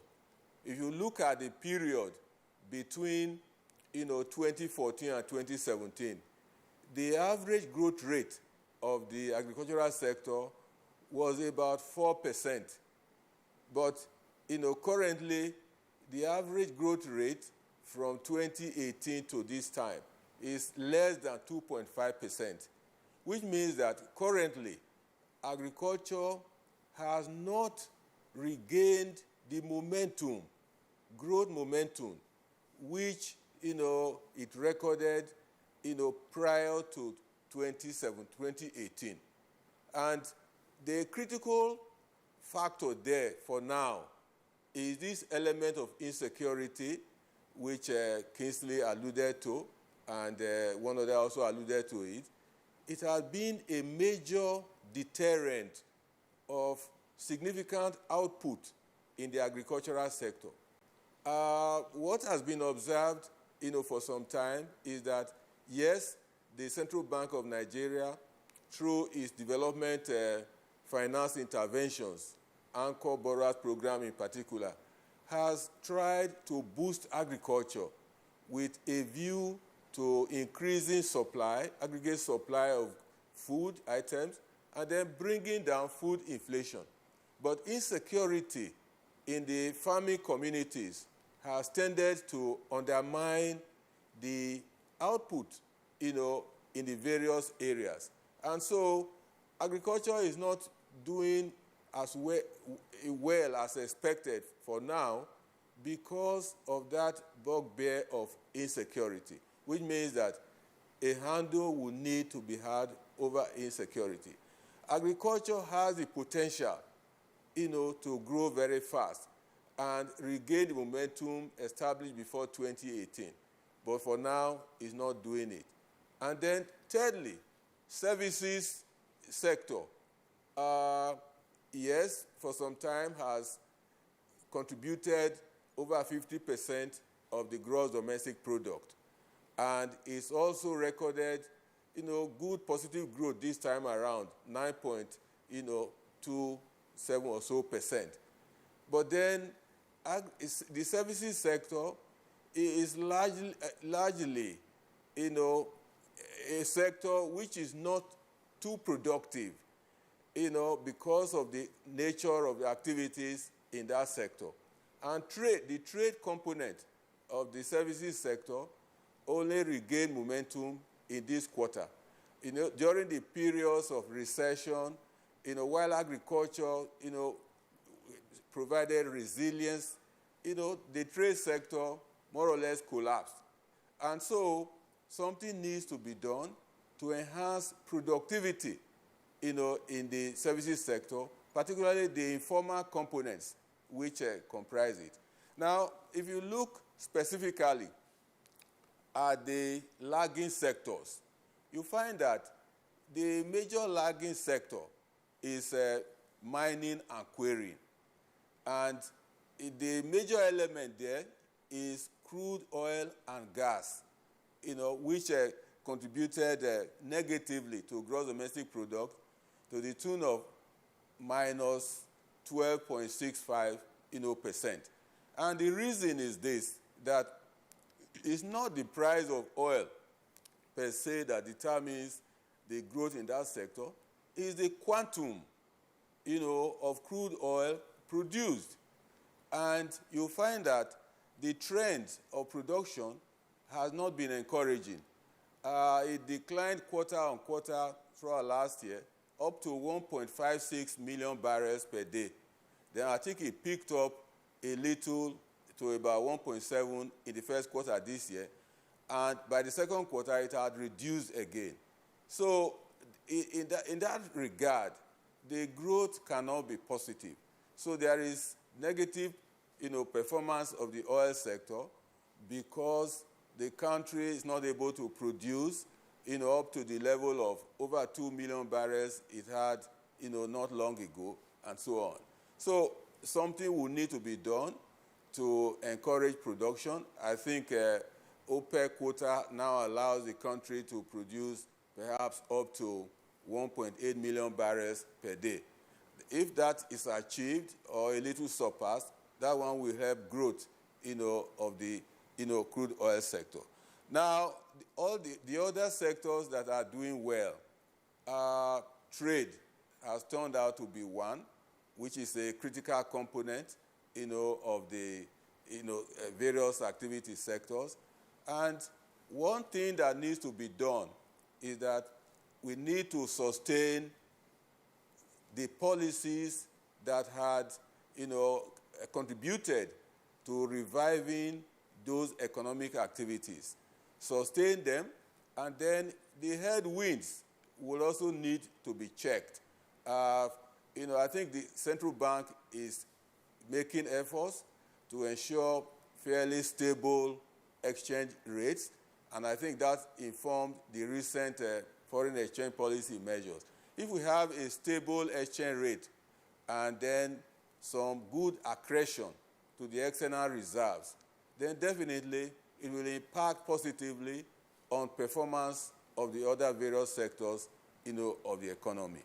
So as it were, the various sectors, have not reached their level of performance that one can celebrate.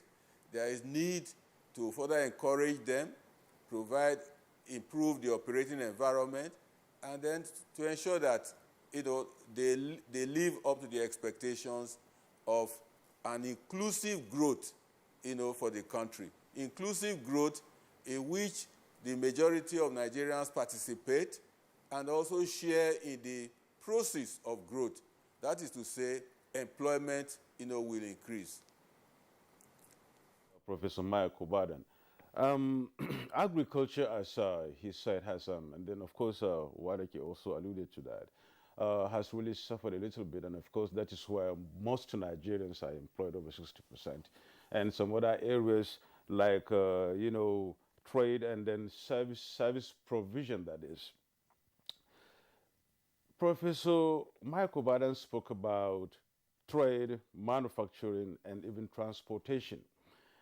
Professor Yusha Ango, let's hear your views about the place and the position of information telecommunication services in this growth we are celebrating, or Nigeria is looking at as what celebrating as a sharing news.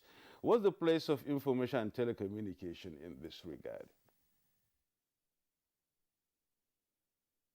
Well, we have seen the performance of the services sector generally, and especially the ICT and telecommunications, that even during the pandemic, those are some of the sectors that have contributed in reducing the effect on the economy. So generally, this is a sector that, even though, of course, Professor Baden said it does not involve much contributions, but it does in the sense that it also provides a lot of employment and is the future economy.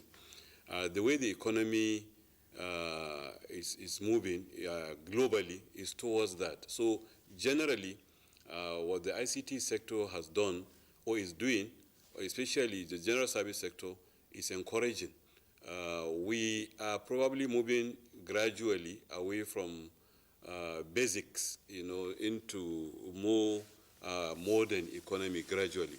But I also want to comment on the issue of agriculture, because perhaps maybe because I'm a farmer myself, I have seen and have observed the various initiatives that are commendable, especially the CBN initiative. I also feel directly the impact of the insecurity issues on farmers and all that. I have seen how Anko Borrowers has helped in turning around a lot of things. Now, like Professor Baden said, I agree totally that agriculture needs to contribute a lot more, and it needs to grow more, and that can be done if we sustain the various initiatives. There are a lot of initiatives in the Economic Sustainability Plan. Some of them have been implemented, but the ones of agriculture, I don't know, maybe perhaps they need to come out and tell us what they have been doing, because there is a design, for example, to ensure that we cultivate about 100,000 hectares additionally in Nigeria as part of the recovery plans. There are a lot of initiatives. We have seen initiatives in the when you look at the cattle rearing and the new arrangement of encouraging keeping them in particular locations where they will have all the services and all that and all that. Now that in one or two states I have seen it being implemented, but I think the speed at which these various policies are being implemented, especially pertaining to agriculture, do not appear to me to be moving as fast as expected. The Economic Sustainability Plan had provided that about 600 billion or so will be injected into agriculture. I think much of that has not happened yet. And if that happens, I think the contribution of agriculture will be even a lot more than we are seeing now. Thank you very much, Professor Yusha Ango. Professor Yusha Ango, I want to take out from the last point you just made with respect to the provisioning and the ESP, Economic Sustainability Plan for Agriculture. And that question now will be going to Dr. Muda Yusuf. Dr. Muda Yusuf, we see what has happened to industry, of which manufacturing is a key component. And there has also been praise for the Economic Sustainability Plan as being a contributor, as it were, to the revival of some of the sectors that have done well in Q2 and also in Q1. What, in your opinion, is needed to give a fillip to industrial activity? There's no question about it. Yes, agriculture employs some 60% or thereabout, but when industries are booming, people will be running shifts. I mean, we saw this in the 70s. We also saw it in the 80s before the structural adjustment program came and then destabilized everything. What do we need to do now to revive our industrial sector? Well, I think it's a combination of factors, a combination of macroeconomic issues, for instance, structural issues, regulatory issues, and all of that, and even security, because all of these variables impact on manufacturing or industry. And that is why when we deal with these matters, we should also recognize that the issues are multidimensional. It is very difficult to just single out a particular variable or indicator and just begin to celebrate. Economic management is a multidimensional thing. So in all of this, what can impact effectively and sustainably on productivity in the economy, on productivity in the industrial sector, is the general broad issue of the enabling environment, issues of investment climate. Because the variables in investment climate impact industries in various degrees, but they impact industries nonetheless, depending on what sector we are talking about.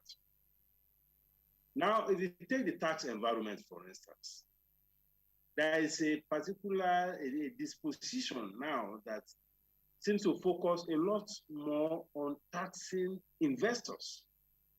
And that is putting a lot of pressure on those who are investing, because to deal with matters like this, we are talking about increasing output, increasing productivity.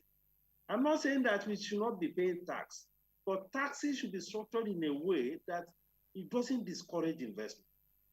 Only recently, the oil marketers in Imo State had to go on strike because of too many taxes and levies. It happened also somewhere in the past where investors in private schools had to go on strike. They had to close their schools because the pressure of taxation was too much. Yes, we need revenue, but we need to be very strategic in the way we pursue revenue so that we don't kill initiatives, we don't kill investments, we don't kill the goods that lays the egg.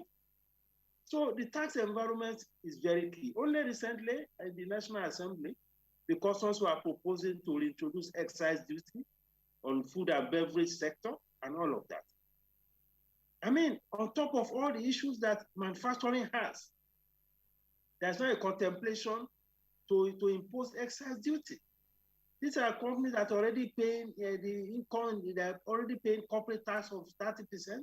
They're already paying the education tax, they are paying VAT, they are paying withholding tax, they are paying all sorts of levies to different institutions, they are paying import duty, they are grappling with issues of power and all of that, and yet there's a proposal now to impose excise duty on them. So we need to think through these things in the process of chasing revenue so that we don't kill those who are creating work, those who are creating employment. Because we are talking about creating jobs, lifting 100 million people out of poverty in 10 years. It is not the government that will do it. It is the private sector. So if you don't create the environment for them to be able to have a breathing space, and this is not just an issue with the federal government, it's an issue with the states, it's an issue with the local government. So they should come to the realization that the more environment, the more favorable climate you create for investors, the better for the economy, not just from monetary or revenue point of view, from the economic point of view, from the job creation point of view, from the inclusion point of view. Now we also have issues with our ports. This is also affecting those who are in industry. If it takes you almost 4 weeks or so for you to be able to get your goods out of the port, sometimes it runs to even months because you are grappling with all sorts of issues within the port, within the different agencies at the ports. All sorts of problems are still there. Then we have this macroeconomic environment. I know that the government is doing a lot in trying to ensure that you have a much better macroeconomic environment, but it can be a lot better. There is too much of volatility in the foreign exchange market, for instance. Things are so unpredictable. The liquidity is still not there, and all sorts of issues around the foreign exchange market.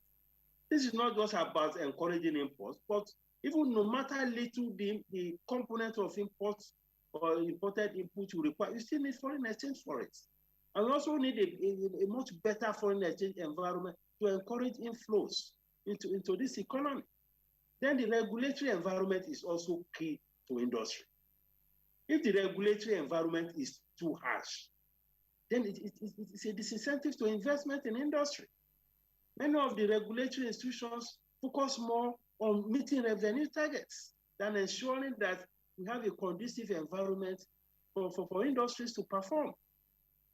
Then we have trade policy issues. Today you ban this, tomorrow you increase the import duty on that, all sorts of problems around our trade policy. Trade is an important component of the economy. The good news is that at least in Q2, we saw a very significant improvement in the trade sector to the tune of about 22% growth, which is good because of the resumption of economic activities nationwide.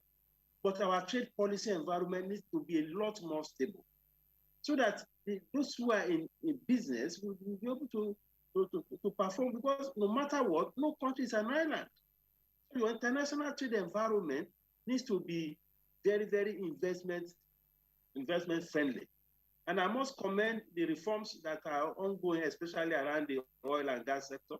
The Petroleum Industry Act is a step forward because the oil and gas sector has been one of the biggest burdens in this economy, especially from the point of view of issue of subsidy, the investment in the upstream, all sorts of problems in the oil and gas sector.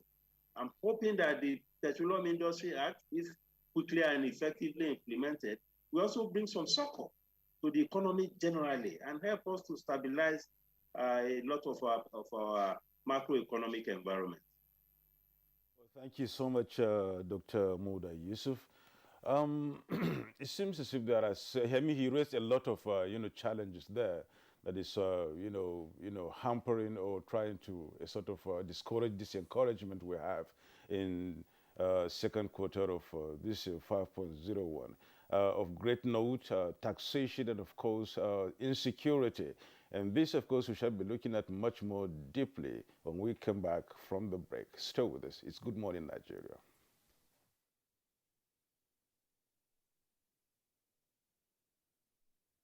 Since coming into office in 2015, the Buhari administration has recorded unprecedented achievements in all sectors, especially in the provision of infrastructure, which is the key to economic growth. Never in the history of this country has any administration done so much with so little. I recall that when this administration came into the office, the price of crude oil, which provides for 80% of Nigeria's budgetary revenues and 95% of foreign exchange earning, dropped drastically, thus reducing the amount of resources available to the federal government. In spite of this, the administration has continued apace with massive infrastructure developments. This message is from the Federal Ministry of Information and Culture.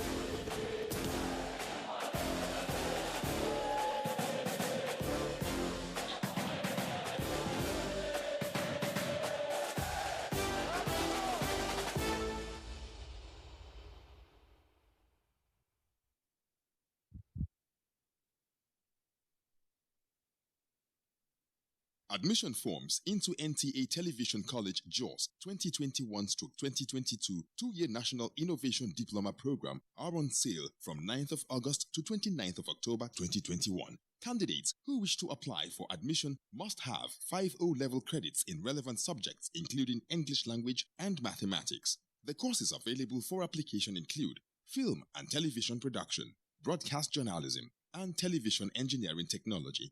The admission forms can be obtained at NTA Television College or any NTA station nationwide at the cost of 7,500 naira only. Payment for the form is through remitter platform only in favor of NTA Television College. For more inquiries, please call 0803 079 5335 or 0806 980 9807. Management Announcer.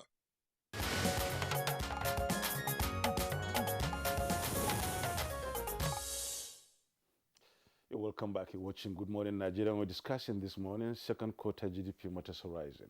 We've talked at length about issues in the 5.01% growth in the GDP, and that we singled out, I rather singled out per se, I must say security and taxation. Professor Owaleke, let's look deep into this. Taxation there seems to hamper a lot of progress in the manufacturing industry, and then insecurity to try to bring down the gains made in agriculture. And the two, when you look at them, try as much as possible to a great extent, try to not to bring down inflation rate and of course increasing unemployment. What do you take? Okay, with respect to the tax, there's no, I mean, it goes without saying that if you reduce taxes, okay, it's an incentive for, production or even an increase in service. Now, if you look at the sector that recorded the highest growth rate in Q2 of 2021, if you remove electricity, that recorded 78%. That the highest, the sector that recorded the highest growth rate is the transport sector. Mm-hmm. Okay, and of course, it's also no surprise that the sectors that are linked to transport, such as trade, also grew. Now, part of why the transport sector grew, yes, when you remove restrictions and economic activities resume, you expect that people will start moving and the transport sector will grow. But another thing that may have led to that increase is the policy, the reduction in the import levy, for mass transit cars from 35% to 10%. Mm-hmm. The import levy was, import duty was reduced. The import levy was also reduced. The VAT, the VAT on airline tickets was also removed. So you now see the impact of that on air transport. You find the impact of that on transportation generally. But that didn't bring down the cost of airfares. It didn't bring it down really. Yes, I'm saying because they tell you that yes. their spares and maintenance are dollar denominated. But and we know the exchange rate. Absolutely. But yes.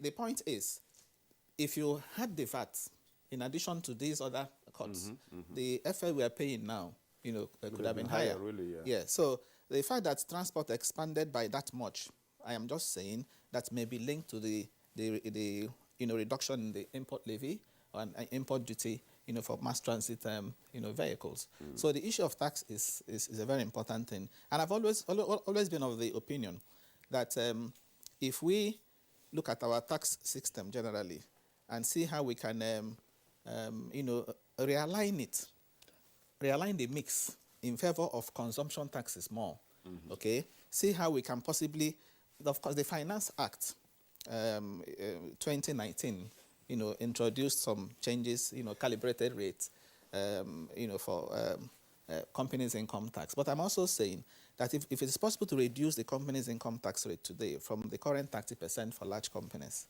okay, that may go a long way in, in boosting productive activity. The other issue I want to say before time runs out is, you see, we have a new person now in the MBS.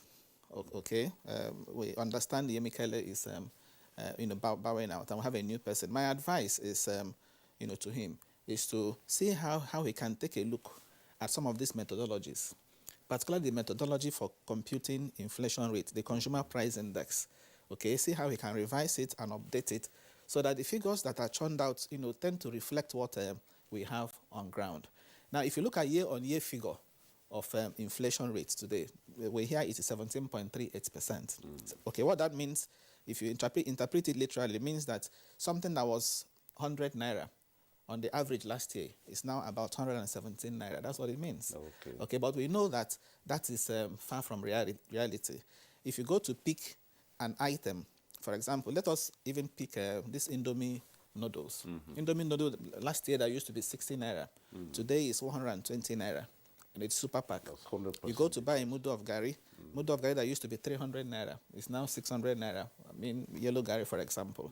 So you now realize that when you take the percentage increase on a year-on-year basis of these items, okay, of course I know these are usually the average. Some price will be going up, some will be going down. But you can hardly find products that have actually gone down in the last 1 year. So it is difficult to now say that the rate of increase is actually, 17%. Because they say they rely on 10,534 informants who give data on 740, goods. I am saying that it's time to, take a second look at some of these methodologies, to be sure, because data is important. It's important for the government to have, data integrity, data to work with. Because if the government realizes that inflation rate is so much, okay, that will propel them to know the policies to put in place to, really bring it down. Okay. Professor Waleke, thank you very much. I think that's an issue that we may have to interrogate much more deeply going forward. Because the other point was made earlier in the conversation about the informal sector, how much of activities in the informal sector get captured in the data that we're talking about. I mean, millions of Nigerians are going about their daily business, regardless of what is happening in terms of the formal sector and the data captured by the authorities. Professor Mike Obadon, now let's take a look at the combined figures. We are seeing now we'll be focusing on Q2. Q2 is already behind us, but it is helpful as a guide to the future. But if we look at Q1 and Q2, there's a combined GDP growth rate on the average now around about 2.7. Some commentators have said that this is, again, in positive territory because if sustained, we're already in quarter three now. Quarter three by tomorrow or thereabout would have done 2 months into quarter three. But that if this is sustained, that we just might be able to achieve a 3% GDP growth rate for the year, which of course is still below the population growth rate. Ordinarily, that is what we should strive to surpass. Similar to the question I posed to Dr. Muda Yusuf, what, in your opinion, is needed to be done in the remainder of the year to boost economic activities, not just in terms of quantum, but also in terms of inclusiveness, so that when we have the numbers retrospectively, we'll, of course, be looking at a changed economic landscape? Thank you very, very much. Let me say, first of all, that I fully agree with Dr. Muda Yusuf's analysis of the negative impact of, inflation, taxation, particularly the issue of multiple taxation. I think that is the major problem. It's not taxing enterprises per se, but you have a situation whereby all the tiers of government, keep taxing the same enterprises, micro, small, medium enterprises, included. Then definitely, we are, inadvertently killing initiative, killing enterprise, and killing investment. Yet, these enterprises are the primary generators of growth. Therefore, one, the issue of multiple taxation will need to be, effectively, addressed. Let the various tiers of government have a forum whereby, the taxes are outlined and then harmonized, such that enterprises will not be overtaxed through different kind of taxes. And then secondly, Dr. Muda Yusuf also rightly noted the issue of operating environment. The operating environment, is still not that, conducive. Yes, government has done a lot, but, a lot still needs to be done so that we can remove that element whereby the private sector operators, build their own infrastructure. They construct roads, near their enterprises. They sink boreholes, provide security, and all that. So government spending should target improving infrastructure services to various enterprises in the country. And then thirdly, the issue of insecurity. It cannot be, overemphasized that there is need for, perhaps innovative approaches, to handling the issue of insecurity.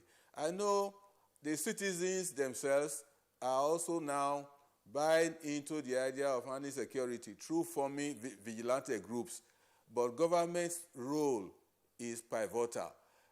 I can assure you that once there is a good handle on the insecurity situation in the country, a confidence will be restored. Investment will increase.